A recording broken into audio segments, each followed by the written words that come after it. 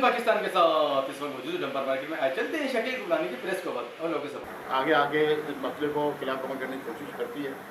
लेकिन इसमें हमारे ही ताजिर भाइयों की थोड़ी गफलत की वजह से ये मामला बड़ा होता है। और अब जो बंदा पकड़ा गया और जब उसने हमारे सारे इंकशाफ किया 3 साल के अंदर 5.5 करोड़ रुपए तो उसको याद है जो उसने लिए हैं, और वो टिम्बर मार्केट, स्टील मार्केट और गार्डन जैसे इसी सराउंडिंग एरिया से। तो हमने आज इसीलिए जॉइंट एक प्रेस कॉन्फ्रेंस रखी थी ताजिरों की हौसला अफजाई के लिए कि आइंदा किसी किस्म की कॉल आए तो गुजारा अपनी एसोसिएशन को बताएं, आपका नाम भी वगैरह रखा जाएगा और पुलिस अपना काम जिस तरह कर रही है तो वो पकड़े भी जाएंगे। जिस तरीके से आप देखें इस केस में 24 घंटे के अंदर